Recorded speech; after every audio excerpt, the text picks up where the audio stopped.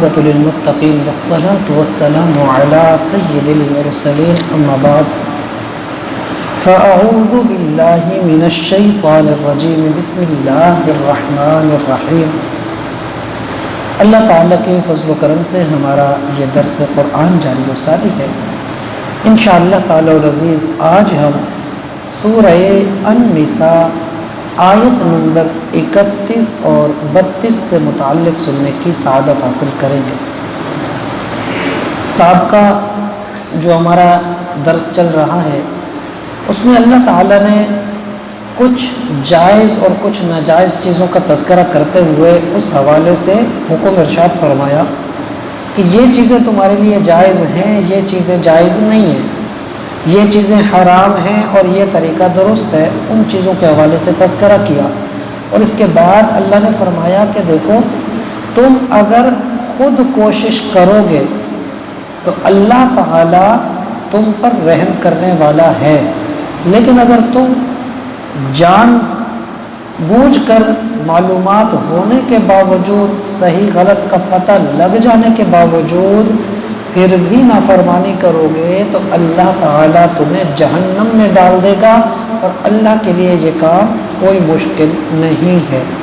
اسی سے متعلق آگے ارشاد فرمایا ان تجتنبوا کبائر، اگر تم اجتناب کرو، تم بچو، تم اپنے آپ کو دور کرو کبائر سے، یعنی کہ گناہ کبیرہ جو ہوتے ہیں ان سے اپنے آپ کو بچاؤ گے، ما تنہون عنہ، جن سے تمہیں منع کیا گیا ہے، جن سے تمہیں روکا گیا ہے، اگر تم ان سے اپنے آپ کو بچاؤ گے تو فرمایا نکفر عنکم سیئاتکم، اللہ نے فرمایا کہ ہم تمہارے جو گناہ ہیں وہ مٹا دیں گے، یعنی تم گناہ کبیرہ سے بچو، گناہ صغیرہ ہم مٹا دیں گے۔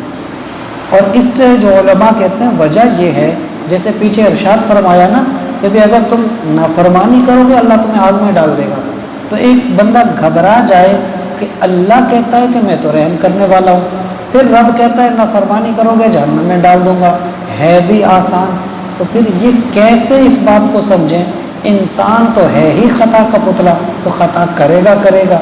یہ بات تم کوشش کرو جو بڑے گناہ ہیں ان سے تو بچو، جو تقاضۂ بشریت تم سے چھوٹے گناہ ہو جائیں گے، فرمایا بڑوں سے سچے دل اور سچی کوشش سے تم بچو، چھوٹے جو ہو جائیں گے ہم مٹا دیں گے۔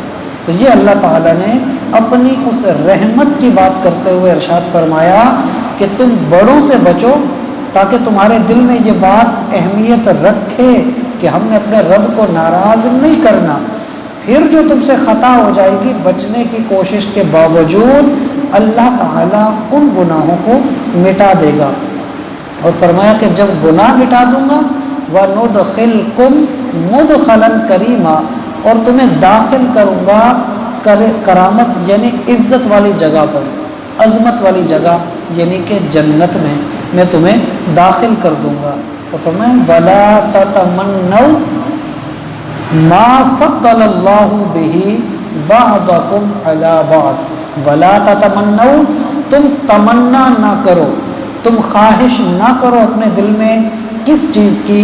اس چیز کی ما فضل اللہ بہ، جو اللہ نے اپنے فضل سے اپنے کرم سے دیا ہے، بعضکم علی بعض، تم میں سے بعض کو۔ مقصود یہ ہے کہ اللہ تعالیٰ کی تقسیم ہے، اللہ تعالیٰ کسی کو امیر کرتا ہے، کسی کو غریب کرتا ہے، کسی کو تکلیف دیتا ہے، کسی کو عیاشی دیتا ہے، کسی کو اللہ تعالیٰ آزمائش میں ڈالتا ہے اور اللہ تعالیٰ کسی کو بالکل سکون اور اس کے لیے راحتیں ہوتی ہیں۔ تو یہ چیز ہے، فرمایا کوئی بندہ اس طرح کی تمنا نہ کرے، اور علماء یہ کہتے ہیں اس تمنا سے مراد یہ نہیں ہے کہ اگر بندہ کسی کو خوشحال دیکھے تو یہ خواہش کرے کہ یا اللہ مجھے بھی خوشحال کر، یہ تمنا نہیں کہلاتی، یہ درست ہے، لیکن ایک بتقاضۂ بشریت انسان کی نا کچھ فطرت ایسی ہے، انسان دوسرے کی خوشی کو برداشت نہیں کرتا، دوسرے کی راحت سے جلن محسوس کرتا ہے، اکثر لوگ ایسا ہوتا ہے۔ تو وہ چیز یہاں کی کہ ایسی تمنا نہ کرو کہ اللہ نے کسی پر فضل کیا اور تم یہ کہو کہ اس کے پاس کیوں. وہ اللہ کا فضل ہے، اللہ کی تقسیم ہے، وہ اس کی تقسیم ہے. اگر آپ یہ کہو گے کہ اللہ نے اس کو کیوں دیا، اس کا مطلب اللہ کی تقسیم پر اعتراض ہے. تو اللہ تعالیٰ چاہے گناہ گار بندے کو ہر قسم کی آسائش دے، وہ مالک ہے. بندہ یہ نہیں کہہ سکتا کہ وہ نمازی نہیں ہے، وہ سود خور ہے، وہ یہ کرتا ہے، وہ یہ کرتا ہے. اللہ نے پھر بھی اس کو ہر قسم کی راحتیں، دولت، شہرت، عزت، ہر چیز اس کو دے رکھی ہے. میں نماز پڑھتا ہوں، میں قرآن پڑھتا ہوں، میں دین پر عمل کرتا ہوں، اور ساری بیماریاں، ساری تنگیاں، سارے آزمائشیں میرے لیے ہیں. تو یہ چیز جب بندہ کرے گا، انسان اسی کی وجہ سے حسد کا شکار ہوگا.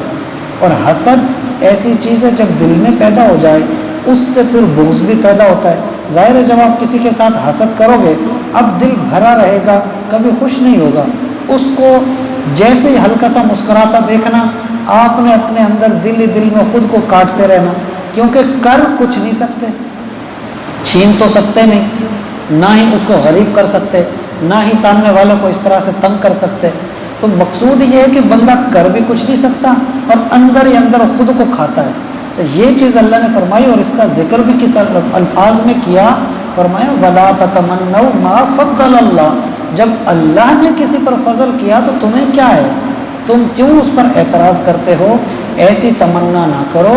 جو اللہ نے تم میں سے بعض کو دی ہے تو اس پر ہاں یہ ضرور ہے، یا اللہ جیسا اس کو نعمتیں عطا کی، یا اللہ مجھ پر بھی رحم فرما، مجھے بھی ویسی نعمتیں عطا کر.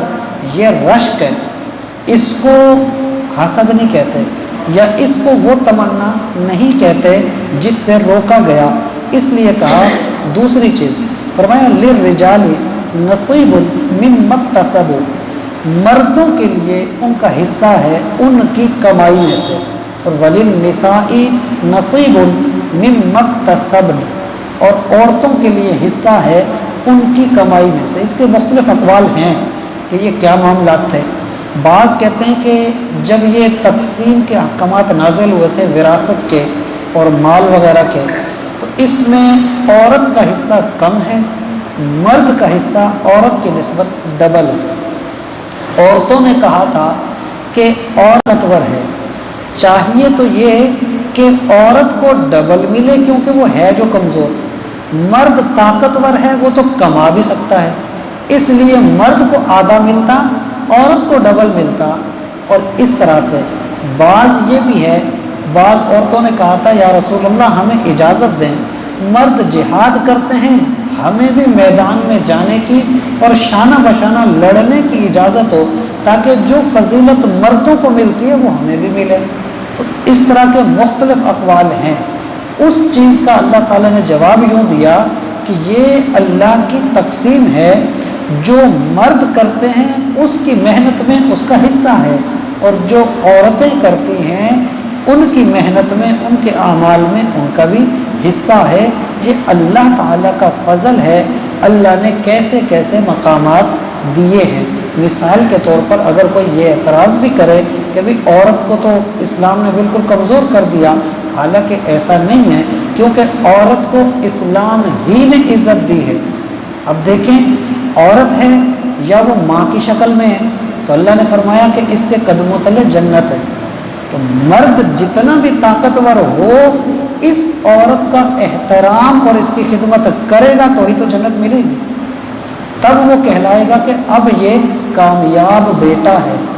یہی عورت اگر بہن کے روپ میں ہو، یہی عورت بیوی کے روپ میں ہو، یہی عورت بیٹی کے روپ میں ہو، اللہ نے ہر طرح سے اس عورت کو عزت دی ہے. اور ہر ایک کے جو واقعات ہیں اسلام کی تاریخ میں بھرے پڑے ہیں کہ کیسے کیسے عورت کو عزت ملی ہے. اور حضور علیہ الصلوۃ والسلام نے صحابہ کرام کو تو جو آگے انہوں نے کیا، لیکن حضور علیہ الصلوۃ والسلام کے اپنے کردار سے بھی ثابت ہوتا ہے کہ حضور کس طرح سے اپنی بیویوں کے ساتھ، اپنی بیٹی کے ساتھ یا اپنی بہنوں کے ساتھ سلوک کرتے تھے. اور صحابہ کو اس چیز کی ترغیب ملتی تھی کہ اللہ نے عورت کو کیا مقام دیا ہے. تو یہ اللہ تعالیٰ کی تقسیم ہے، اور اللہ کی تقسیم میں ہی بہتری ہے، کس کو کم کس کو زیادہ یہی راز اسی کے لیے بہتر تھے، یہی حصے اس کے لیے بہتر تھے، اسی چیز کو اللہ تعالیٰ نے ویسا ویسا تقسیم کر دیا۔ اور اللہ نے فرمایا ہاں تمہیں اگر چاہیے، تمہیں کوئی لگتی ہے کمی بیشی، اس کا سوال کیا کرو اللہ تعالیٰ سے، من فضل ہی، اس کے فضل کا، اس کے کرم کا۔ جب تم اس سے اس کا فضل مانگو گے، کیونکہ اللہ نے پیچھے بھی جس کو دیا اللہ نے فرمایا ما فضل اللہ، اس کا فضل تھا، جب تم فضل مانگو گے اللہ تمہیں بھی پھر اپنے فضل سے دے گا، تو پھر تم پر بھی کوئی اعتراض نہیں کر سکے گا، تو اللہ سے اس کا فضل مانگنا چاہیے۔ علماء ایک بات یہاں یہ کرتے ہیں، اللہ نے کہا اس سے فضل مانگو، اس کا مطلب یہ ہے بہت سارے لوگ ہوتے ہیں، اپنی کوئی خطا بھی ہو، بہت سارے لوگ ہوتے ہیں جن کو کوئی تکلیف بھی پہنچے، ایک دم سے بول پڑتے ہیں اللہ انصاف کرے گا۔ ہوتا ہے بہت سارے لوگ یہ جملہ بول پڑتے ہیں اللہ انصاف کرے گا، یا اللہ تو عدل کر۔ تو یہ علماء کہتے ہیں ہمیشہ یہ یاد رکھا جائے، اللہ سے اس کا فضل مانگو، عدل نہ مانگو، کیونکہ اللہ کا جو عدل ہے نا بڑا سخت ہے، اور اس عدل میں تو پھر کوئی بچتا ہی نہیں۔ اگر اللہ اپنے عدل پہ آ جائے پھر کوئی باقی نہ بچے، کوئی بھی پھر جنت میں نہیں جائے گا۔ یہ اس کا فضل ہے کہ اللہ تعالیٰ خطاؤں کو معاف کرنے والا ہے، ورنہ اس کی نعمتوں کا حساب دے گا کون؟ اگر بات عدل کے اوپر آ جائے تو اس سے بچنا چاہیے، اور ہمیشہ یہ بات کہنی چاہیے کہ یا اللہ تو اپنا فضل فرما، اگر بندے کو تکلیف پہنچی ہے تو یا اللہ تو فضل فرما اور میری سچائی کو ثابت کر۔ یہ ایک الگ بات ہے، لیکن سوال اس سے اس کا فضل کا کیا جائے۔ بار بار اپنے آپ کو سچا کرنے کے لیے بعض لوگوں کی زبان پر ہوتا ہی ایسا ہے، خود کو پتہ بھی ہو نا میں جھوٹا ہوں، پھر بھی کہتے ہیں یا اللہ بس اللہ تعالیٰ عدل کرے گا، اللہ تعالیٰ انصاف کرے گا۔ یہ چیز سے بچنا چاہیے، اور اللہ کے عدل والے معاملے سے تو بڑے بڑے اولیاء کرام پناہ مانگتے تھے، بڑے بڑے اولیاء کرام، اور اس کی بہت ساری مثالیں ہیں۔ اللہ تعالیٰ ہمیں اس چیز سے بھی محفوظ فرمائے، اور اللہ تعالیٰ ہم پر اپنا فضل فرمائے، اور اللہ اپنے فضل ہی کے صدقے ہماری بخشش فرمائے۔ اور اللہ نے فرمایا ان اللہ کان بکل شیء علیما، بے شک اللہ تعالیٰ ہر چیز کا علم رکھنے والا ہے، ہر شے کو جاننے والا ہے۔ اس سے اگر عدل کی بات کرو گے تو وہ سب جانتا ہے تم نے کب کیا کیسے کیسے کیا، جب اس کو سب پتہ ہے اس کے عدل کے معاملے میں پھر کمی بیشی اگر نہیں ہوگی پھر پھنس جائیں گے سارے۔ اس لیے کہا فضل مانگو تاکہ اللہ نے جو پردے رکھے وہ پردے سلامت ہی رہ جائیں، اور انسان کی اللہ کے فضل کی وجہ سے بخشش ہو جائے، اس کی مغفرت ہو جائے۔ اللہ تعالیٰ سے دعا ہے اللہ تعالیٰ ہمیں صحیح طور پر اپنے اعمال کو درست انداز میں کرنے کی توفیق عطا فرمائے، حقوق کا لحاظ رکھنے کی توفیق عطا فرمائے، حسد سے، بغض سے، کینے سے بچنے کی توفیق عطا فرمائے، اور اللہ تعالی ہمیں اپنے فضل سے نیک بننے کی توفیق عطا فرمائے۔ وما علینا الا البلاغ المبین۔